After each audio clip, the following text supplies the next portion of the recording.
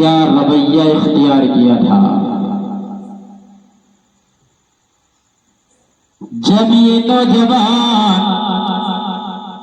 छोटा सा था, इसकी मां ने परवान चढ़ा, इसकी मां ने इसको पाला, इसकी मां ने इसकी परवरिश की, इसकी मां ने इसे पढ़ाया, खुद दूसरों के घर में जा जाकर काम किया करती थी और इस अपने बेटों को पढ़ाया करती थी। ये दूसरों की सफाई सुथराई किया करती थी, दूसरों के घरों में जाकर के नौकरियां किया करती थी और अपने बेटे को पढ़ाया करती थी। जब ये बेटा पढ़ने जाता था स्कूल में, जब ये बड़ा हुआ तो लौटे लड़के कहते थे कि ये काड़ी का बेटा है, इसको काड़ी का बेटा कहकर के चिढ़ाया करते थे। अल्लाह अकबर कबीरा। ए मेरे नौजवानों जरा सोचो तो सही कि इसको नौजवान, इसको लड़के, इसके साथ के रहने वाले इसको चिढ़ाया करते थे कि ये काड़ी का बेटा है। जब ये कहते थे काड़ी का बेटा तो बड़ा बुरा लगता था इसे, बड़ा बुरा लगता था इसे कि यार मुझे काड़ी का क्यों कहते हैं, आखिर बात क्या है। लेकिन ये जब बचपन में था तो इतना शऊर नहीं था, लेकिन चिड़चिड़ा करके रह जाता था। लेकिन जब समझदार होना शुरू हो गया, जब पहली इस पर जवानी की कदम रखा, जब शबाब इसके ऊपर छाया और जब लड़कों ने कहा कि तू तो काड़ी का है, जब ये कहा तो इसको बड़ा बुरा लगा, उनसे लड़ना शुरू कर दिया। लेकिन लड़ा कर खामोश हो गया और ये देखता रहा कि यार एक लंबा जमाना हो गया, लंबा जमाना हो गया कि मेरे साथी मुझे काड़ी का बेटा कह करके पुकारते हैं, मेरी मजाकियां बनाते हैं, मेरी मजाक और तहसीन करते हैं, मेरी इहानत करते हैं, मेरी तौहीन किया करते हैं। आज मैं अपनी अम्मा से जाकर के मालूम करूंगा कि मुझे काड़ी का क्यों कहते हैं। अपनी अम्मा से पूछूंगा जाके कि मुझे काड़ी का कहते क्यों है, क्यों कहते हैं। अब ये गुस्से में आया और आने के बाद में घर में आकर के कहने लगा, अम्मा ये तो बता मुझे ये मेरे साथ के रहने वाले काड़ी का क्यों कहते हैं, मेरे अंदर ऐब क्यों निकालते हैं, मुझे इस तरीके से मेरी तौहीन क्यों करते हैं, मेरी इस तरीके से इहानत क्यों करते हैं, मेरी बेइज्जती क्यों करते हैं। आखिर मैं ही था कि मेरी माँ काड़ी हो, यानी माँ के सामने से खट्टे खट्टे जुमले बोलना शुरू कर दिए, यानी माँ के आगे आकर के माँ की तौहीन करना शुरू कर दी। अल्लाह अकबर। ये नौजवानों जरा सोचो तो सही, माँ की तौहीन करनी शुरू कर दी, माँ की इज्जत करना भूल गया और कहने लगा कि क्या तू ही मेरी माँ बनने के लिए थी कि जिसकी आंख ना थी। मुझे भी तो कोई अच्छी सी माँ मिल जाती, लेकिन तू बदबख्त मिली है मुझे, तू मुझे काड़ी मिली है, एक आंख की मिली है कि मेरी नसीब में थी। इसका मतलब माँ तो निकम्मी है। अल्लाह अकबर। जब ये जुमले बोले थे तो आसमान कांप गया था, जमीन में खलबली मच गई थी और जमीन और आसमान के दरमियान जितने भी नूरी फरिश्ते थे सारे के सारों के दरमियान हलचल मच गई थी।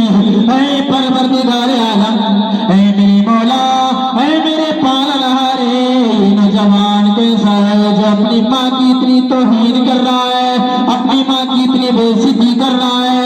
ऐ परवरदिगार आलम, क्या तूने इसकी माँ की आंख को जाए क्यों कर दिया। ये फरिश्ते रब की बारगाह में कह रहे थे। फरिश्ते भी डर रहे, जमीन हिल रही, आसमान परेशान हो गया कि इस नौजवान को क्या इसकी माँ ने आज ही के लिए पाला पोसा था, क्या इसकी माँ ने इसको जन्माई के लिए दिया था।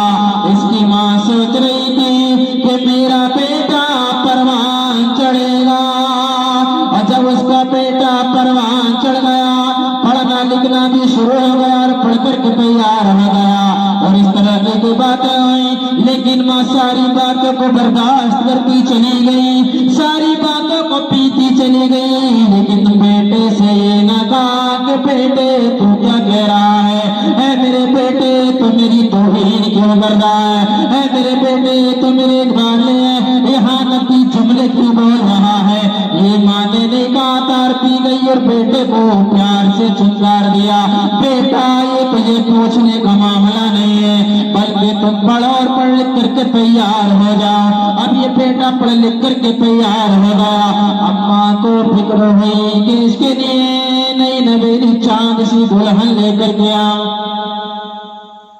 नई नवेली चांद सी दुल्हन लेकर के आओ। ये फिक्र इसको हुई।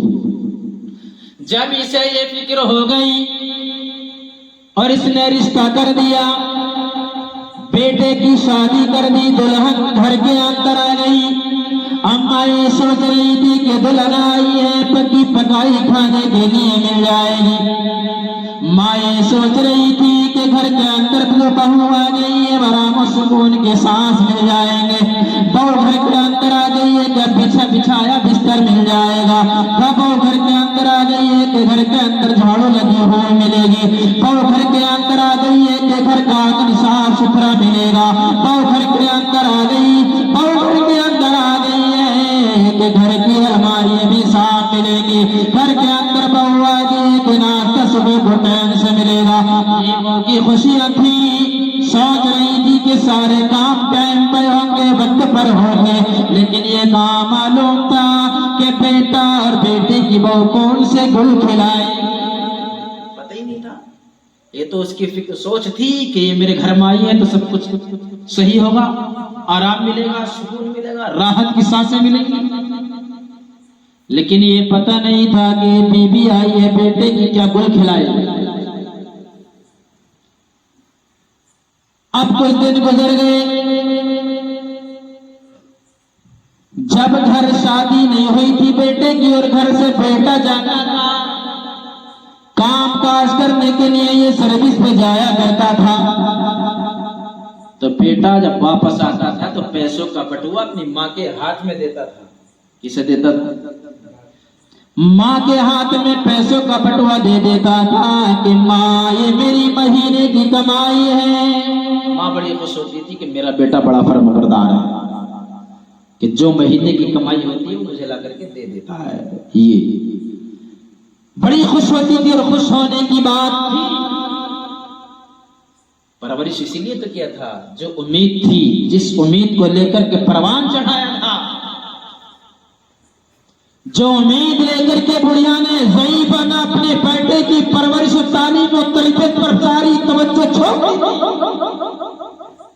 सारी तवज्जो झोंक दी थी, तमाम मालो जर झोंक दिया था, तमाम दूसरों के घरों में नौकरियां कर करके अपने पेट को मारा था और बेटे के पेट को भरा था, बेटे को आगे चढ़ाया था, बेटे की फीस भरी थी कि कामयाब हो जाए। बेटा कामयाब हो गया और पैसे लाता था, माँ के हाथ में देता था। लेकिन जब से माँ ने बेटे की शादी करी तो बेटा पैसों का बटवाला करके माँ के हाथ में नहीं देता, बल्कि बीवी के हाथ में देता। लेकिन माँ कभी ये शिकवा नहीं करती थी कि बेटा अब मेरे हाथ में ला करके पैसों का बटुआ नहीं देता है, पैसों का पर्स मेरे हाथ में ला कर नहीं देता, ये शिकवा नहीं थी। बल्कि माँ खुश होती थी, दुआ करती थी कि मेरे मौला, ऐ मेरे परवरदिगार आलम, मेरे बेटे को अच्छा काम अता फरमा, ऐ मेरे मौला मेरे बेटे को आला तरीन नौकरी अता फरमा, ऐ मेरे मौला मेरे बेटे को आला सर्विस अता फरमा। जब शादी नहीं हुई थी तो घर से निकलता था तो माँ के हाथ को बोसा दे के निकलता था, और जब रास्ते तक जहाँ तक नजर जाती थी बेटा घूम घूम के अपनी माँ को ज़ईफ़ा को देखता था और माँ बेटे के लिए दुआएं करती थी। लेकिन जिस दिन से इसकी शादी हुई, जिस दिन से से इसकी शादी हुई है, आदमी माँ के हाथ को चूम करके नहीं जाता, अपनी माँ के हाथ को बोसा दे करके नहीं जाता, कभी रास्ते पर जाता है तो माँ की तरफ को पलट करके नहीं देखता, और जाता क्या है, माँ बेबी से मिलने के बाद में निकल जाता है, उस दुखियारी माँ की तरफ नजर उठाकर भी नहीं देखता, उठाकर नहीं देखता कि अब मेरी माँ कहाँ है। लेकिन एक दिन जब आपस में